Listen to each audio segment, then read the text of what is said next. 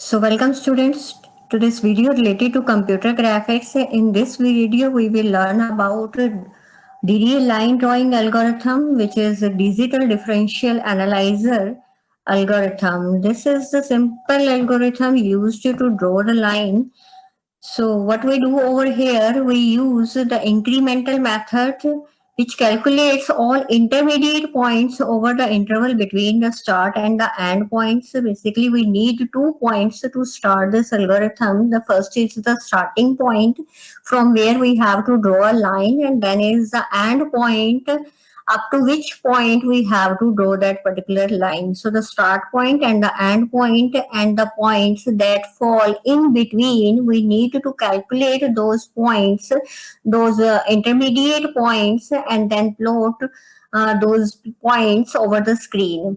So this algorithm interpolates the variables on an interval from one point to another. It can be used to perform the rasterization on polygons, lines, and triangles, and this method is also known as incremental method of scan conversion. And basically, we start from the one point, we calculate the second point, and on the basis of second point, we calculate the third point. So each previous point that we calculated is used to calculate the next point which falls over the path of the line. So in this algorithm, we can perform the calculations in step-by-step manner, and we use the results of the previous step for the calculations of the next step. So let us have a look of the straight line equation. As we know the straight line equation, this is the line equation for this y equals to mx plus c, where m is the slope of the line and c is the intercept for the line. M is the change in y direction divided by change in x direction. So this is the change in y direction and this is the change in x direction. So basically, if we divide the change in y direction by the change in x direction, we get the slope of the line. And if we talk about intermediate points, as we already said in previous slide, discussing previous slide, that the next point is dependent on the previous point. If we use xk and yk for the current point, then the next point is represented by xk plus 1 and yk plus 1. And this point can be calculated using the previous point, which is xk and yk. So the slope of the line, it remains the same for the whole line, and we can also calculate it using these current and the next points. This is yk plus 1 minus yk and yk divided by xk plus 1 and minus xk. So this is how we can calculate the slope using the current point and the next point that we will calculate. So procedure to draw a line using DDA algorithm.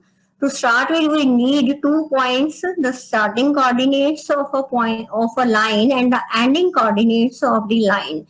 So it is represented by x dot, y dot, and x and y n respectively. We need to calculate 3 variables for this: the delta x, the delta y, and m. So these are the 3 values we need to calculate.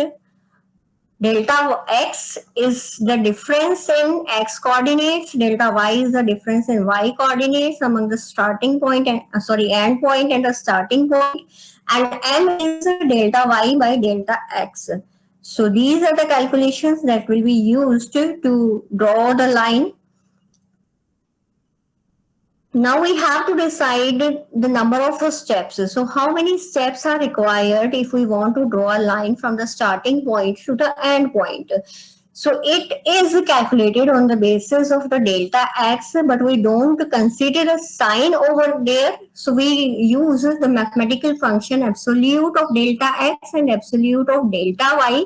We just keep the magnitude of those differences, and whichever value is greater, it will be used as the steps for that particular line. So these are the number of steps these define how many times that loop will be executed when we will be drawing when we will drawing a line using DDA algorithm. So the steps, whatever the larger value, if it is delta x, then the steps equals to absolute of delta x. And if the delta y, this value is greater than delta x, then number of steps will be absolute of delta y. So there will be three cases: either the absolute of delta x is greater than delta y, or it is less as compared to delta y, or both the values are equal. So in case absolute of delta x is greater than delta y, it means the slope of the line is less than 1. So in this particular case, what we have to do, we have to increment the value of x by 1. There will be unit increment in the value of x, but we need to calculate the value of y using the slope value.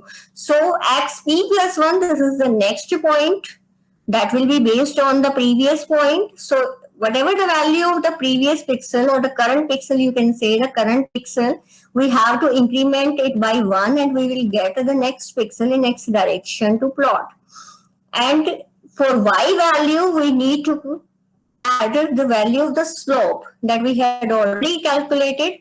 So in the current value of y, we need to add the slope value m, and we will find the next y value, y coordinates. So in this way, we do have two coordinates. Now we have two coordinates, xp plus 1 and yp plus 1, and we will plot this particular pixel on the screen. In case both the values are equal, then there will be unit increment in both directions, in the direction of x and in the direction of y.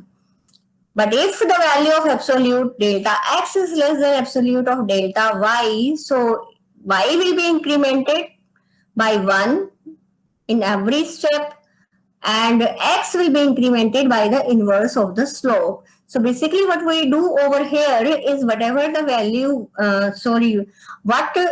we look for the greater value, whether it is absolute of delta x or absolute of delta y, and we go for unit increments for that particular variable whose absolute of delta values are greater as compared to previous one. Here the absolute of delta x is greater, so there will be unit increment in the value of x. Here the delta y is greater, then there will be unit increment in the value of variable y in y direction. And here both are equal, then there will be unit direction, unit addition, unit increment for both of these values.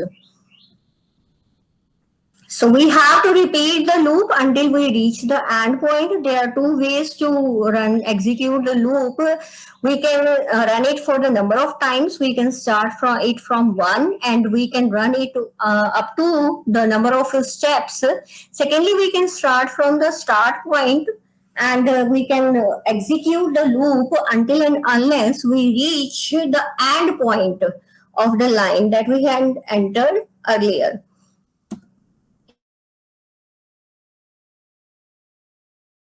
A line from 5,6, this is a starting point, and this is the end point 8,12. We have to draw a line from 5,6 to 8,12. So these are the starting coordinates. This is the starting coordinates. This is the end coordinate.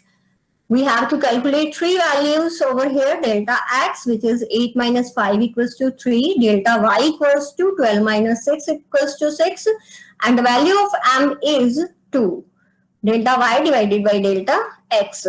So in next step, we will compare these two values, the delta x and delta y, if the value of delta y is greater. In this particular case, if we consider this particular case, the value of delta y is 6 and delta x is 3. So delta y is greater as compared to delta x. The number of steps will be 6. And in each and every step, we have to go for unit increment in y direction. So basically what we will do, we will start from 6, this is the starting y coordinate 6, and there will be unit increment for each and every in each and every step. So next value of y will be 7, 8, 9, 10, 11, 12 until and unless we reach to the end point.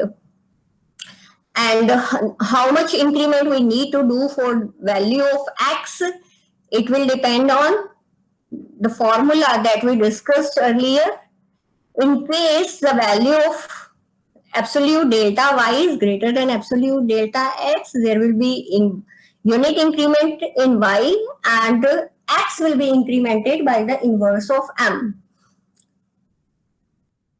So the inverse of m over here is 2 divided by 1, 2 divided by 6, sorry, 2 divided by, inverse of 2 will be 0.5, and the value of x will be incremented by 0.5 every time.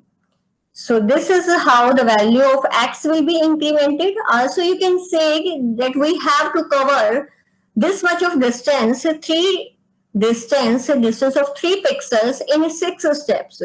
So we need to have an increment of 0.5 at each and every step. So this is how it will work. We have to calculate the absolute values of delta x and delta y, and then the number of delta y equals to 6. It will be the number of steps. In this particular case, m is greater than 1, so case 3 is satisfied. And now step 3 is executed until step 4 is satisfied, which is up to the end, until and unless the complete line is plotted over the screen. So these will be the points. This is a starting point. This is the end point. In case of y, in this particular example, we have to, there will be unit increment in the values of y, 7, 8, 9, 10, 11, 12, and we have to increment the value of y by inverse of m, which is 0.5. So the first value that we will get after increment will be 5.5, 6, 6.5, 7, and these will be the values for the x coordinates.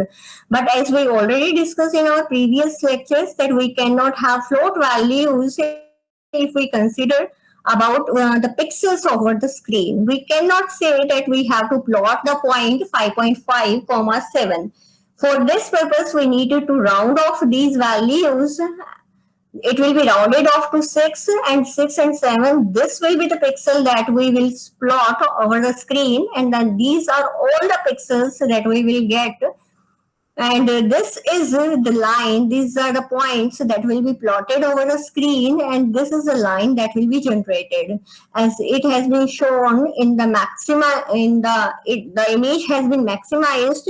That's why it is so zigzag. But when you will go for the real screen, it will not be so zigzag.